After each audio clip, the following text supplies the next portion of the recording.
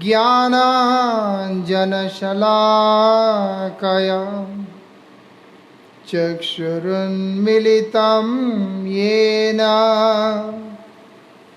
तस्मै श्री गुरवे नमः।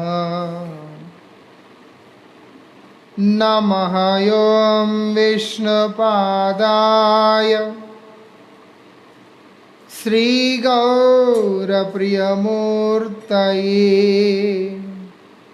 श्रीमते भक्तिवल्लभ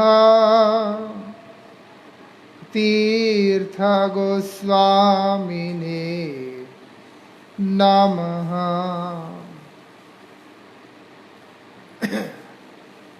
पतित पावन परम करुणामय परम आराध्यतम श्रील गुरुदेव नित्य लीला प्रविष्टोम विष्णुपाद परमहंस परिव्राजकाचार्य अष्टोत्तर शतश्री श्रीमद श्रील भक्ति वल्लभ तीर्थ गोस्वामी महाराज जी के अभय चरण असंख्य कोटि साष्टांग दंडवत प्रणाम करते हुए उनकी अहेतु की कृपा प्रार्थना करता हूँ। आज एक विशेष तिथि श्री चैतन्य महाप्रभु के अभिन्न स्वरूप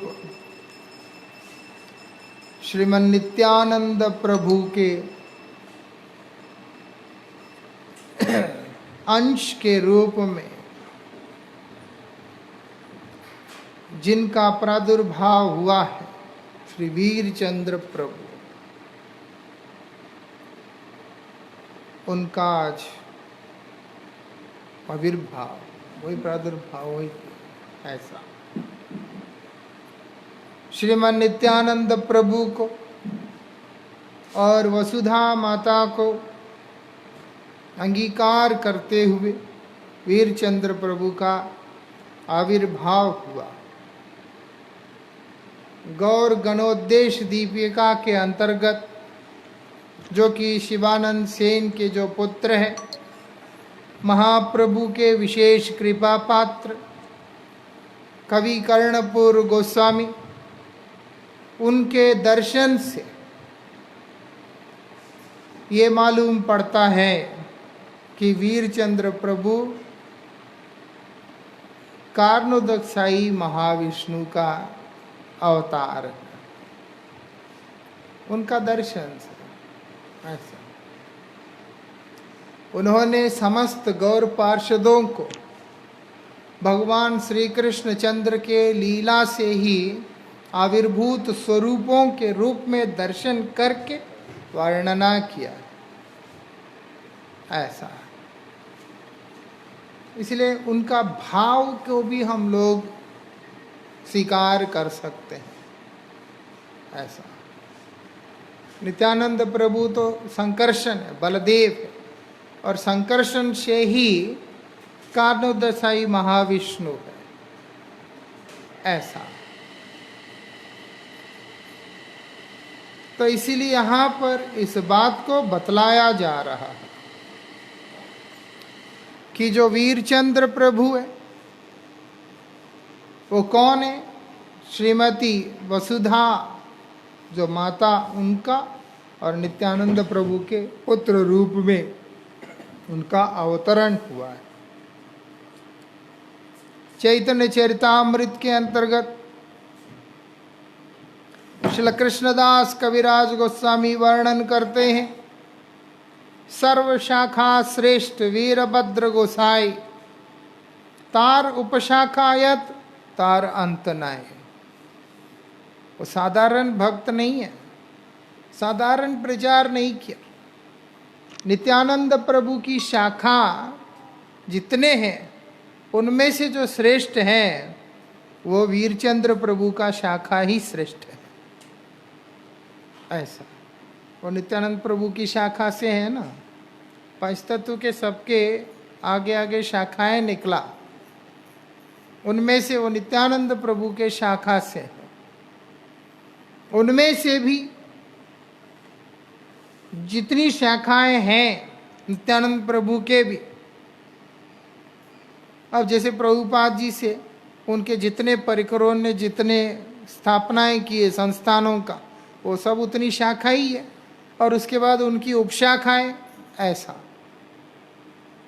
तो इसलिए यहाँ पर यही बात बता रहे हैं कि सर्व शाखा श्रेष्ठ वीरभद्र गोसाई, वीरभद्र तमाम शाखाएं जो नित्यानंद प्रभु के उनमें श्रेष्ठ। और अद्भुत बात यह है तार उपशाखायत, और वही वीरभद्र प्रभु की शाखाओं की जो उपशाखाएं हैं तार अंत नहीं, उसका कोई गिनती नहीं है देखा जाए तो। ऐसा ऐसे उन्होंने प्रचार किया।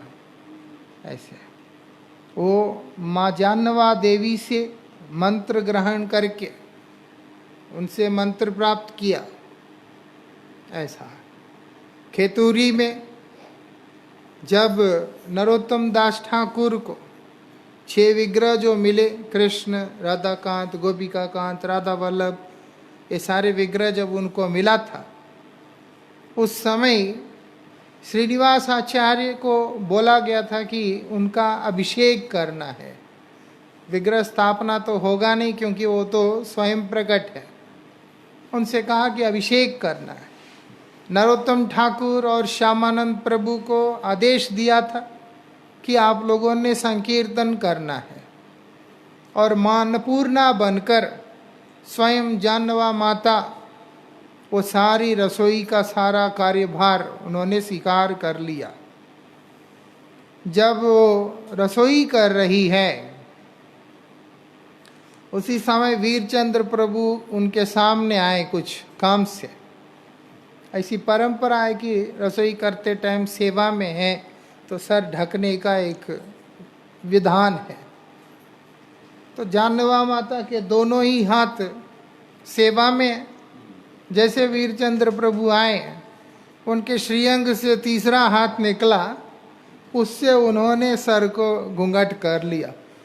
ये अलौकिक चमत्कारिक दृश्य को देखकर वीरचंद्र प्रभु समझ गए हैं कि ये कौन है, ये तो नित्यानंद शक्ति है। वो समझ गए। तब उन्होंने उनसे प्रार्थना किया कि आप कृपा करके मुझे मंत्र प्रदान करें। इसीलिए वो अपनी माता जानवा देवी से मंत्र प्राप्त करके उन्होंने श्रीमन नित्यानंद प्रभु के शाखा का विस्तार किया, प्रचार किया। ऐसा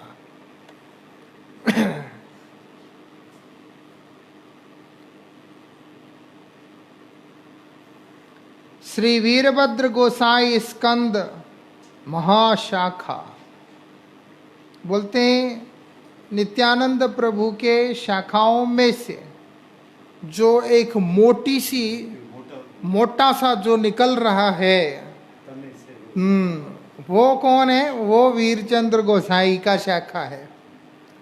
ये पतली डाली नहीं है, वो तो पेड़ से कम नहीं है, ऐसी शाखा जो निकला हुआ है। हाँ बस ऐसा। तो वो कौन है? वो बोलते हैं यहाँ पर वीरचंद्र गोसाई है। तार उपशाखायत असंख्य तार लेखा। चैतन्य चरितामृत में कविराज गोस्वामी इस बात को बोल रहे हैं। उनकी जो जितने भी उपशाखाएं हैं वो बोलते असंख्य तार लेखा है, उसका कोई गिनती नहीं है। इसलिए बोलते यहाँ वर्णन कर पाना भी मुश्किल है, संभव नहीं है। ऐसा। और क्या बोलते हैं? बोलते हैं ईश्वर हैया कहाय महाभागवत। बोलते हैं, क्या बोलते हैं यहाँ पर? वो कौन है वो ईश्वर हैया। वो ईश्वर है क्योंकि ऑलरेडी गौर गणेश दीपिका में उनको कानोदक साई विष्णु के रूप में संज्ञा दिया। वो ईश्वर होकर के भी और बोलते हैं महाभागवताचरण कर रहे हैं, भक्ताचरण कर रहे हैं, ऐसा। और क्या बोलते हैं वो अपने आप को एक भक्त के रूप में ही प्रस्तुत कर रहे हैं। वेद धर्मातीत होइया वेद धर्म में रत। देख लो, वो जब भगवान ही माना उनको, वो तो वेद धर्म के अतीत है, फिर भी उन्होंने उसको स्वीकार किया, उनमें प्रवृत्त हुए, ऐसा। अतीत होते हुए भी उसका पालन करते हुए चल रहे हैं, ऐसा। बोलते अंतरे ईश्वर, अंदर से ईश्वर है, भगवान है, लेकिन चेष्टा क्या कर रहे? चेष्टा बाहिरे निर्दम्ब, दम्भ रहित होकर, अभिमान शून्य होकर कैसे चलते हैं एक भक्त, ऐसी आचरण करके दिखला रहे हैं। नित्यानंद प्रभु में ये चीजें हैं नहीं, इसीलिए वो अपने आचरण से भी जगत को दर्शा रहे हैं, ऐसे। और क्या बोलते हैं? चैतन्य भक्ति मंडपे ते हो मूल स्तंभ। वो चैतन्य महाप्रभु का जो भक्ति का जो मंडप है, उसका ये मुख्य स्तंभ है। अगर स्तंभ नहीं है तो मंडप गिर जाएगा, ऐसा। तो इतना उनका वो है। आगे क्या बोल रहे हैं यहाँ पर?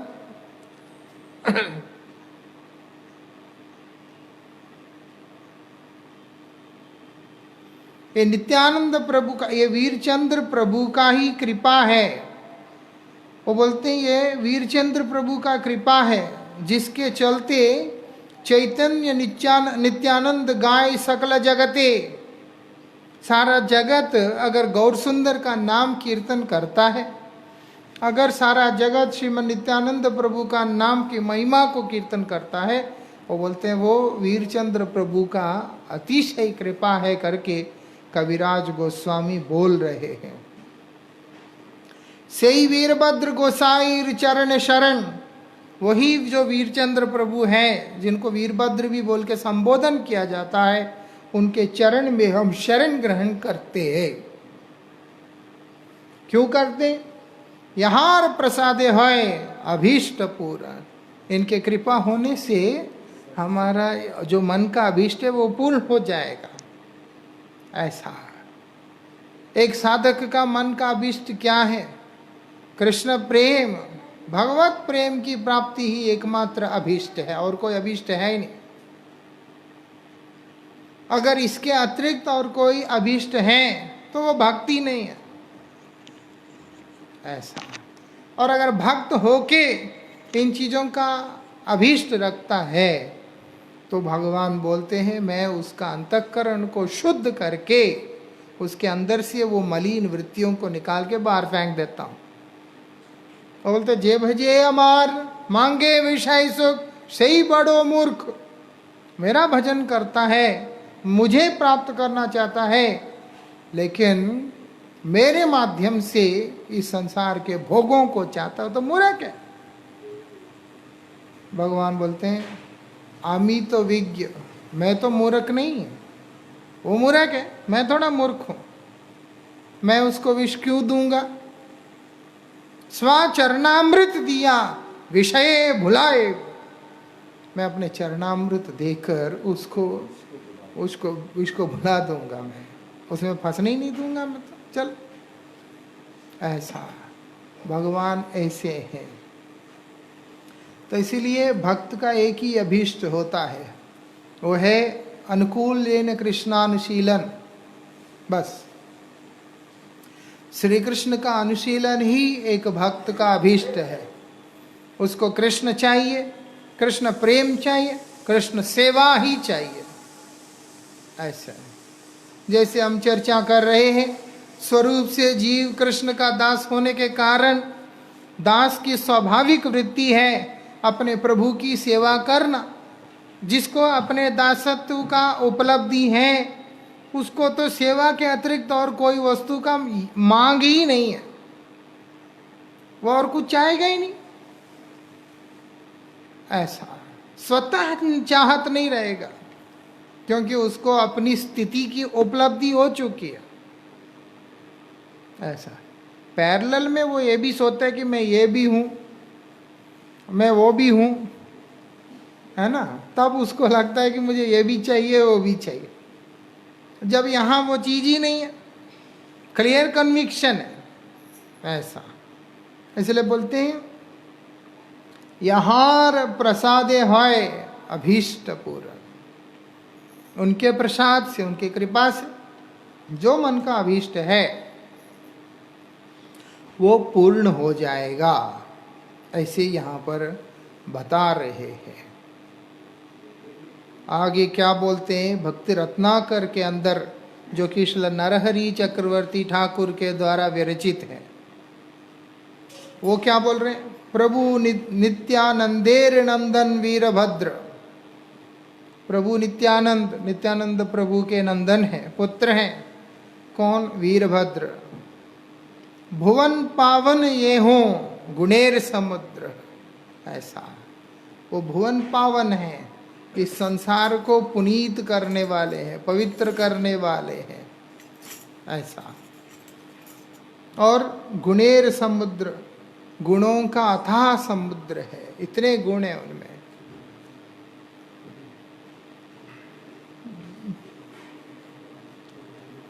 वर्णिवेक केव से यशेर नाही पार।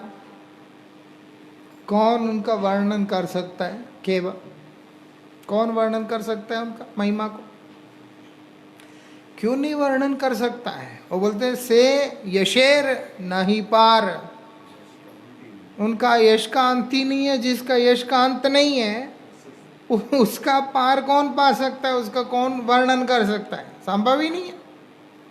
ऐसा नित्यानंद प्रभु शाखाए ख्याति यार, ये भी वही बोल रहे हैं। नित्यानंद प्रभु की शाखा में उनका ही विशेष नाम है। ऐसा प्रभु वीरभद्र महा आनंदेर कंद। ऐसा वीरचंद्र प्रभु जो है आनंद कंद है। के हो वीरभद्र कहे, के हो कहे वीरचंद्र। कोई उनको वीरभद्र कहता है, कोई उनको वीरचंद्र कहता है। ऐसा हे न वीरचंद्रे ये देखा है एक बार, सब छाड़ी से ही से चरण करे सार। ऐसा वीरचंद्र प्रभु को एक बार जिसने देख लिया वो सब छोड़ छाड़ कर उनके चरणों के सहारा ले लेता है। ऐसा वो उसके बाद और रह ही नहीं सकता संसार में। ऐसे वीरचंद्र प्रभु का व्यक्तित्व है। ऐसा भक्ति रत्नाकर ग्रंथ में इसके बारे में उल्लेख किया गया है। 13वें तरंग में क्या बोलते हैं? वीरचंद्र प्रभु अपनी माता की अनुमति लेकर वृंदावन यात्रा पे निकले। वे वृंदावन यात्रा पे निकले। निकलकर भूगर्भ गोस्वामी के, लोकनाथ गोस्वामी के संग में रहकर उनके अनुमति लेकर ब्रजमंडल परिक्रमा किया, स्वयं नहीं किया। ऐसा लोकनाथ गोस्वामी भूगर्भ गोस्वामी के अनगत में उनसे पूछकर उनका आज्ञा लेके परिक्रमा किया। ऐसा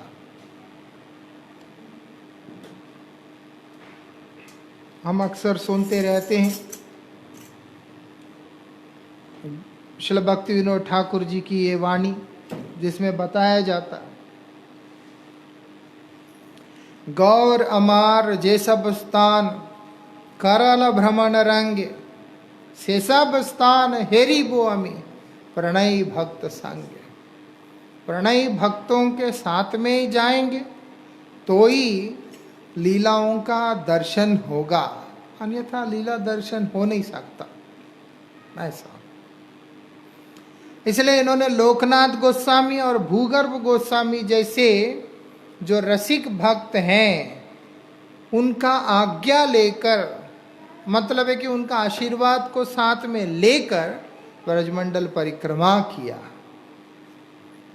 श्री श्री गुरु गौरांग राधा गोकुलानंद देव की।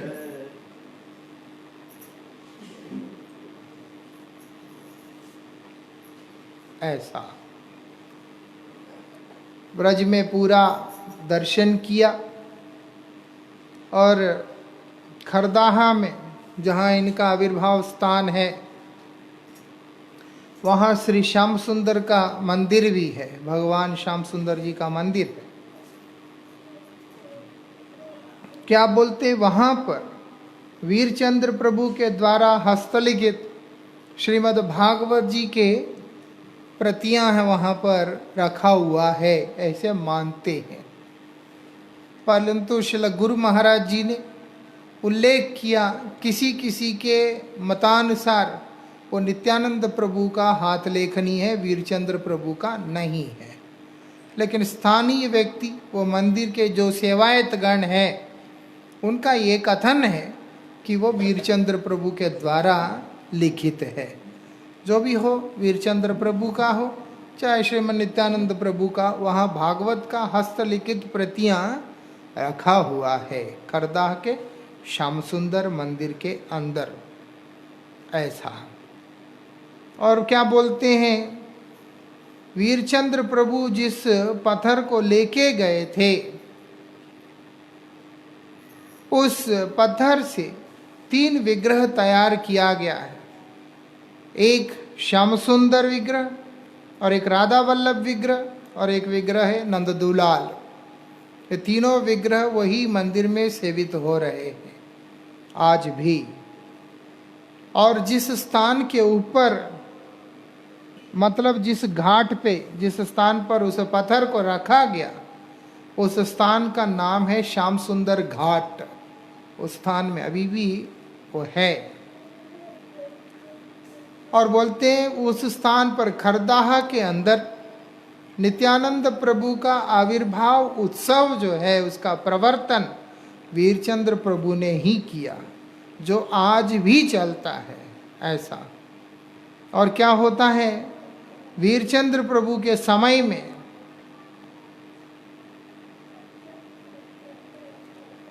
वहाँ पर मंदिर में 1.5 मन धान का बना हुआ चावल, उसी के अनुरूप सामग्री, दाल सब्जियां, ये जो कुछ भी है, उन सब को वहाँ पर भोग देने का व्यवस्था था। ऐसे गुरु महाराज जी बोल रहे हैं, खरदाहा मंदिर के जो सेवायत है उन लोगों के द्वारा सुनने और समझने को मिलता है ऐसे। तो जो हो, आज वीरचंद्र प्रभु का आज आविर्भाव तिथि है। गुरु महाराज जी यहाँ पर ये भी बता रहे हैं, क्या बोलते हैं, वीरचंद्र प्रभु ने कार्तिक मास की कृष्ण नवमी को आविर्भाव लीला की थी, मतलब आज का तिथि है। और गौड़ीय वैष्णव अभिधान में अग्रहायण शुक्ल चतुर्दशी को आविर्भाव तिथि के रूप में वर्णन किया गया है। तो जो भी हो, आज हम लोग उनका आविर्भाव तिथि के रूप में मानते हैं। वीरचंद्र प्रभु की कृपा हो जिससे हमारा परम मंगल होगा।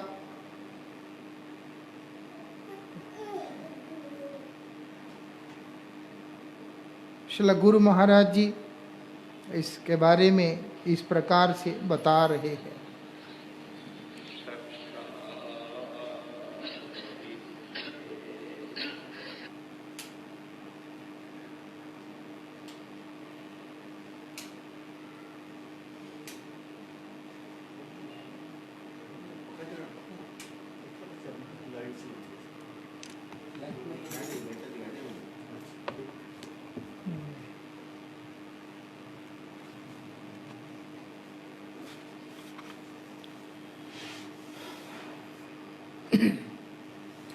श्री चैतन्य शिक्षाष्टक पंचम श्लोक, जिसके बारे में हम लोग यहाँ चर्चा कर रहे थे, उससे हम थोड़ा चर्चा में और आगे के विचारों को समझने का प्रयास करते हैं। श्रील प्रभुपाद यहाँ पर वर्णन कर रहे हैं ऐसे।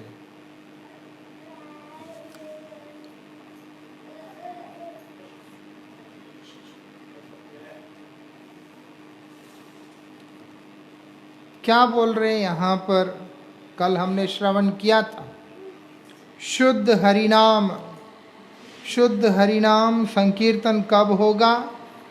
जब संबंध ज्ञान जागृत होगा तभी होगा। संबंध ज्ञान ना होने से शुद्ध हरिनाम कभी नहीं हो सकता है। ऐसा प्रभुपाद ने, जो कि हमारे परमेष्टि गुरुदेव हैं, उन्होंने वहाँ पर वर्णन किया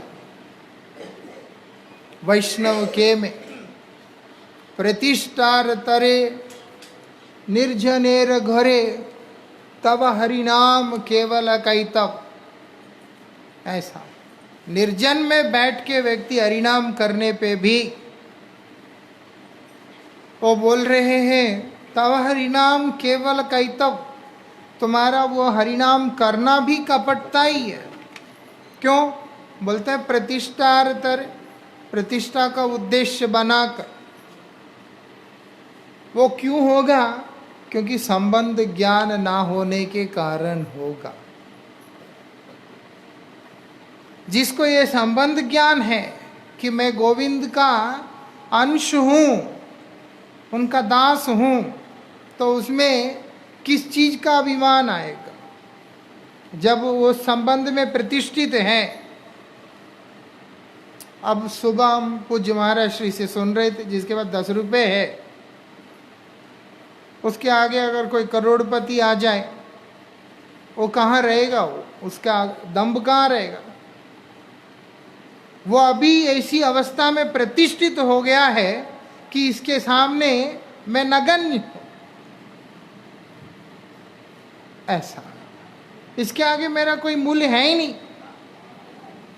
स्वतः ही वो वहां पर दैन्यता आ गया। इसीलिए जब भगवान के साथ जीव का संबंध का उपलब्धि होगा, तब उसके अंदर दम्भ नहीं रह सकता है। ऐसा, उसमें दम्भ नहीं रह सकता। तो इसलिए यहाँ पर बोल रहे संबंध ज्ञान का जहाँ पर जागृति हो गया है, तब शुद्ध हरिनाम होगा, और वही शुद्ध हरिनाम हमें प्रेम तक लेके जाएगा। उसके बिना जो कर रहे हैं वो कैतव है। तब हरिनाम केवल कैतव, कर्म ज्ञान योग तब त्याग का बात ही नहीं। हरिनाम को भी कैतव संज्ञा दे दिया वहां पर। कपट और क्या है?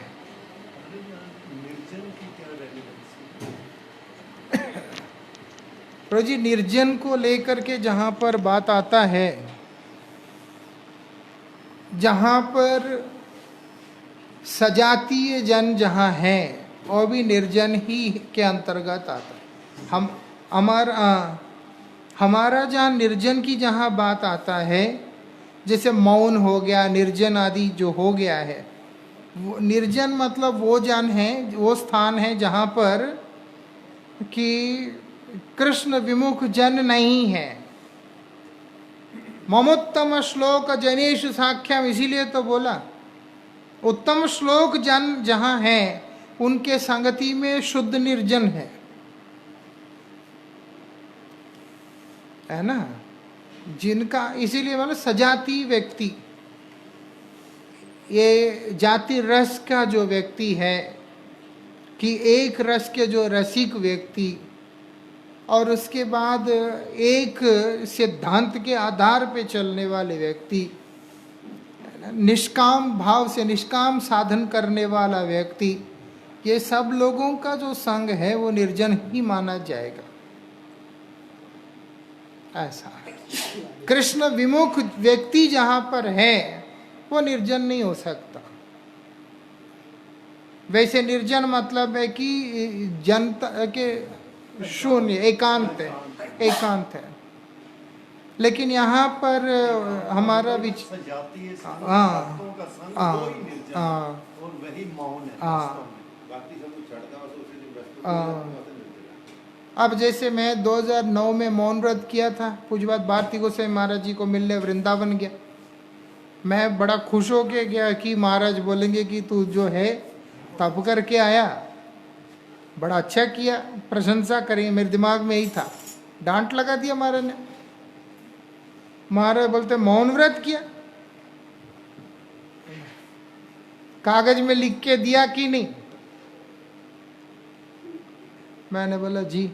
फिर किस चीज का मौन है?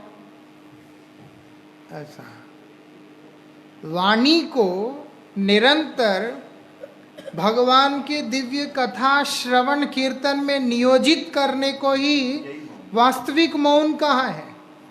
कृष्णेतर वार्ता को परित्याग करके कृष्ण संबंधी वार्ता को जहां पर प्राधान्यता दिया गया है, गुरुत्व दिया गया है, वही मौन है वास्तविक मौन। और क्या है?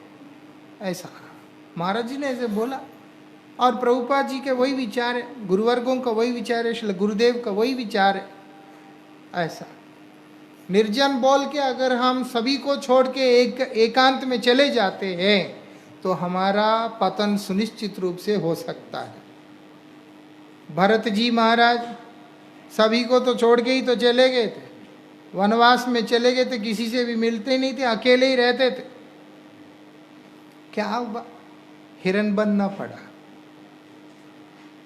ऐसा यहाँ जो निर्जन को कपटता कहा गया है वो एकांत वाले निर्जन को कपटता ऐसा। इसलिए श्रील भक्तिविनोद ठाकुर ने बोला कब वो समय आएगा कि मैं निर्जन में बैठकर कृष्ण नाम को गान करूंगा।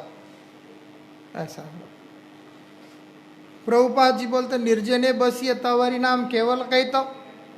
ऐसा वहां श्रील भक्तिविनोद ठाकुर बोल रहे हैं, तो भक्तिविनोद ठाकुर जी की वाणी का विरोध कैसे हो सकता है? इसकी हार्मोनाइजिंग वही है जो हमारे आचार्य बतला रहे हैं। निर्जन मतलब है श्री कृष्ण भक्ति विरोधी जो जन हैं उनके बिना, केवल उन लोगों के साथ में जहां पर लोग कृष्ण को ही केंद्र बनाकर कृष्णिक शरण होके जीवन व्यतीत कर रहे हैं, वही निर्जन है। ऐसा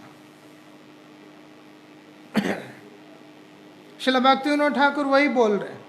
ऐसे कैसे हो सकता है श्रील भक्तिविनोद ठाकुर बोले मुझे किसी के साथ नहीं रहना, एकांत में बैठ के भजन करना?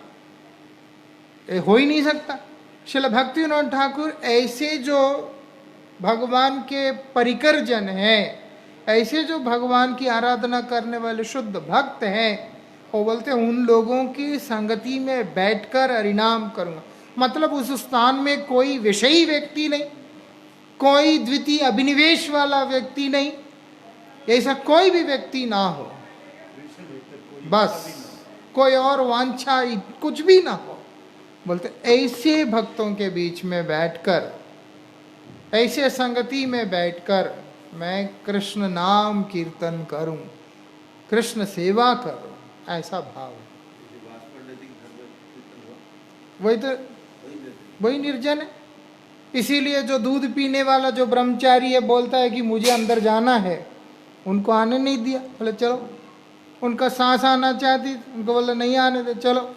ऐसा जो मालूम है जो लोगों के अंदर वो भाव नहीं है, वो विचार नहीं है, वो दृष्टि नहीं है, उन लोगों को आप स्वीकार ही नहीं किया है। ऐसा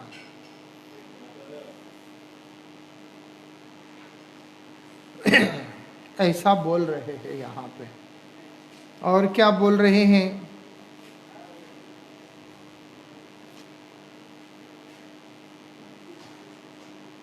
ऐसे ही शुद्ध, ऐसे ही जब वे जीव का जो चित्त है वो शोधित होगा, वही शुद्ध नाम को करते करते क्या होगा, उसके अंदर नाम के प्रति रति उत्पन्न होगा। श्रद्धा रति भक्ति अनुक्रमिष्यति, प्रेम प्राप्ति से पहले नाम के प्रति रति हो जाएगा। ऐसा ये बात यहाँ पर बतला रहे हैं।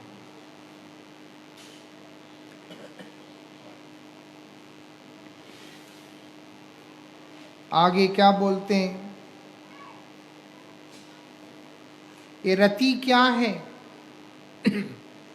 ये शुद्ध प्रेम का अंकुर है। शुद्ध प्रेम का जो अंकुर निकलता है, बोलते उसी को यहाँ पर बता रहे हैं।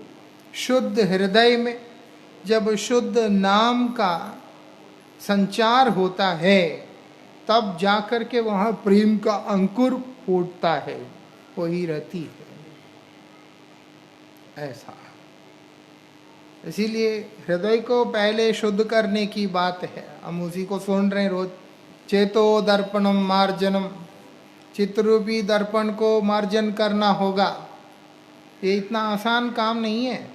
आप जितना भी कोशिश करो, दूसरे का गंध मत देखो, आंख फोड़ लें, आंख फोड़ लें, ये बोलने की बात होता है। देखा जाए तो अरे आंखों के आगे कोई नंगा हो रहा है, हम बोलेंगे तू मत देख, आंख फोड़ लें। ऐसा आसान नहीं है, लेकिन बहुत आसान भी हो जाता है। बहुत आसान हो जाता है जब हम अपना दृष्टि को श्रेष्ठ व्यक्तित्व की तरफ घुमा लेते हैं, तो बस तब अपने आप ही इस तरफ ध्यान जाएगा। वो अंधकार नहीं है ना, अंधकार होता दिखेगा नहीं, वो दिख रहा है मतलब अंधकार नहीं है। ऐसा, और जो मायाबद्ध जीव है उसके लिए ये माया है, ये नहीं है, इसका विवेचन कर पाना भी आसान नहीं है। हम कहाँ बैठ के विवेचन करें कि ये मेरा बद्धावस्था का कारण होगा। कोई घटना हो रहा है और मैं देख रहा हूँ यहाँ पर, और फिर चिंतन कर रहा हूँ कि इस दृश्य को देखने से मैं बद्ध होऊंगा कि मुक्त होऊंगा। ऐसा, इसलिए आसान नहीं है, लेकिन बहुत आसान भी है। केवल दृष्टि का स्थानांतरण करने की बात है, बस। वो क्या है? श्रेष्ठ को हमेशा देखना है, क्योंकि निकृष्ट आचरण करने वाला व्यक्ति, उनका कभी कमी नहीं होगा संसार में।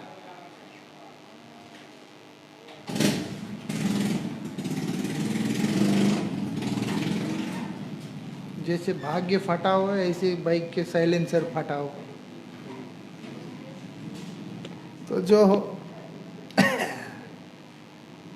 ऐसा चित्त दर्पण को मार्जन करने का बहुत सुगम साधन अगर कुछ है, वो एक ही है। वो क्या है? श्रेष्ठ को देखना, बस। बाकी और किसी को देखना नहीं होता है। सबको राधे श्याम है, और हमारा दर्शन हमेशा श्रेष्ठ की तरफ हो। ऊर्ध्व लक्ष्य जिसका है, फिर अधो वस्तुओं के प्रति उसका ध्यान हट जाता है। नहीं है तो दुनिया में जो हो रहे हैं या होते रहेंगे, वो हमें कभी भी परमार्थ के पथ पे स्थिर नहीं होने देंगे। वो होने देंगे ही नहीं हो तो। ऐसा, इसलिए चित्त दर्पण को अगर हम मार्जन करना चाहते हैं, चित्तरूपी दर्पण को मार्जन करना चाहते हैं, सिर्फ हरिनाम करने से नहीं होगा, श्रेष्ठ संगति में बैठ के हरिनाम करने से होगा। क्योंकि बद्धजीव नाम का सहारा लेने के बाद भी इतने सारे डाइवर्शंस है, वो भटक जाएगा। इसलिए यहाँ पर एक बात के ऊपर जोर दे रहे, वो है शुद्ध नाम। शुद्ध नाम बद्धजीव के जीवन में कहां से आएगा? जो खुद बद्धों के पड़ा है वो शुद्ध नाम कहां से करे? इसलिए शुद्ध नाम का स्रोत जहां है, उस स्रोत के साथ में उसका संबंध बना के रखना पड़ेगा। ऐसा गुरुजी से हरिनाम हो गया, मेरा तो उद्धार हो जाएगा। क्यों हो जाएगा भैया? ऐसा वो होगा ही नहीं है जब तक कि वो नाम जो गुरुदेव के मुख से आया उसको हृदय में धारण नहीं किया है। चित्त दर्पण को मार्जन करने वाला वो शुद्ध नाम साधक के हृदय में जब प्रवेश किया ही नहीं, तो वो हृदय को शोधन कैसे करेगा? जब हृदय को शोधन नहीं किया तो वो प्रेम का अंकुर कैसे फूटेगा? गुरु कृष्ण प्रसाद से भक्तिलता का बीज प्राप्त होने के बावजूद भी अगर धरती बंजर रह गया और धरती उपजाऊ नहीं है, उसमें अगर सही खाद दिया नहीं गया, श्रवण कीर्तन रूपी जल से सिंचन नहीं किया, तो कभी भी अंकुर फूटेगा नहीं। ऐसा और निकृष्ट दर्शन जहां होगा, निकृष्ट संग जहां होगा, वो लोगों का जिंदगी तो बर्बाद है। उन लोगों का जिंदगी भी बर्बाद है जो विचार किए बिना ये बोलते हैं सब तो वैष्णव है। वो देखने में लगता है कि बड़ी अच्छी बात बोल रहा है, लेकिन वास्तविकता में उसका जिंदगी भी बर्बाद है। क्यों? श्रील भक्तिविनोद ठाकुर ने बोला, कनिष्ठे आदर, मध्य में प्रणति, उत्तमे शुश्रूष जानी करके। श्रील भक्तिविनोद ठाकुर वैष्णवों के अंदर ऐसी विभाजन क्यों कर, विवेचन क्यों कर कि भाई ये कनिष्ठ के साथ ऐसा रहना, मध्यम के साथ में ऐसा करना, उत्तम के साथ ऐसा रहना। सारे वैष्णव है ऐसे तो बोला नहीं। प्रणाम करने के लिए, सम्मान करने के लिए सभी वैष्णव है, लेकिन अगर मैं अपना परमार्थिक उन्नति की आकांक्षा रखता हूं तो निश्चित रूप से मुझे उत्तम संग करना ही पड़ेगा, श्रेष्ठ संग करना पड़ेगा। ऐसा तभी तो शुद्ध नाम आएगा जीवन में, नहीं तो कहां से आएगा? ऐसा कई बोल, हाँ भेड़ चले। जो लोग, ये सच बात है, जो लोग विचार किए बिना संग करते हैं उनको कभी भी शुद्ध वस्तु प्राप्त नहीं हो सकता। सब्जी के दुकान में जाके हम लोग सब्जी छांट के लेते हैं, जो एक टाइम खा लेते बाद में विष्ठा बन के निकल जाता है। ये निंदा नहीं है किसी की, ये तो अपनी परमार्थिक उन्नति का एक दृष्टि है। इधर बोल रहे हैं कि शुद्ध नाम जब हृदय में प्रवेश करेगा और हृदय को शुद्ध करेगा, उसके बाद ही हृदय के अंदर प्रेम का अंकुर फूटेगा। सब वैष्णव है जी, सब फिर तो मरो और क्या है। उसको नाम में रुचि नहीं है, वो तो विजाती व्यक्ति है, वो तो अर्थलाभ से आया, कोई जो है प्रतिष्ठा के लिए आया, कोई कामिनी की वांछा से आया, वैष्णव वेश धारण करके बैठा हुआ है। रावण भी वैष्णव है, त्रिदंड वेश धारण करके बैठा हुआ था रावण तो। इसीलिए हम लोगों को, कई व्यक्तियों को अच्छे होने के बावजूद भी भक्ति का बीज अंकुरित इसीलिए नहीं होता है क्योंकि वो लोगों का संग सही नहीं है। ऐसा सताम प्रसंगान मम वीर्य संवेदो, मेरे वीर्यवती जो चर्चा है कहाँ जाके करना है? सताम प्रसंगान। ऐसा है, जिस सत्य के बारे में बोल रहे, ऐसा नहीं कि कोई भी के पास चले जाओ, रेस्पेक्ट सबको करना है, हमें किसी का अपमान करना नहीं है, सब वैष्णव है, दर्शन करने के लिए, प्रणाम करने के लिए। लेकिन जब बात संग का आता है, ये बहुत महत्व रखता है कि हम किसका संग कर रहे हैं। ऐसा जो यहाँ पर यही बात बोल रहे हैं श्रील प्रभुपाद, अगर तुम चाहते हो ऐसे रति उत्पन्न हो अंदर, ऐसे रति उत्पन्न हो और प्रेम का अंकुर फूटे और उसके बाद वो प्रेम लतिका आगे बढ़कर वो विरजा परव्योमादि पार करके गोलोक वृंदावन में जाके राधा कृष्ण युगल के चरणाश्रय करे, तो फिर ये चीज़ को हमें बहुत समझना होगा कि हमें केवल और केवल शुद्ध नाम का स्रोत जहाँ से निकलता है उसी स्थान का आश्रय ग्रहण करना होगा। महाराज पूज्यपाद भारती गोसाई महाराज जी से किसी ने पूछा कि महाराज जी ऐसे उत्तम संग सब समय कहाँ मिलेगा? महाराज बोलते जो संग मिलता है उनका सेवा करते रहो निष्कपट होके और प्रार्थना करो, तुम्हारी वो सेवा और प्रार्थना के चलते श्रेष्ठ संग भगवान स्वयं कृपा कर देंगे। ऐसा कई लोग होते हैं हम तो श्रेष्ठ संग करेंगे इसीलिए वो किसी को कुछ समझते ही नहीं है। जब मैं खुद निकृष्ट हूँ तो मुझे पता कैसे चलेगा कौन श्रेष्ठ है कौन निकृष्ट है? इच्छा रखना है, प्रार्थना करना है, सबका सेवा करना है, भगवान कृपा करेंगे। आगे की चर्चा हम लोग कल करेंगे। वांछा कल्पतरुभ्यश्च कृपा सिंधुभ्य एव च पतितानां पावनेभ्यो वैष्णवेभ्यो नमः।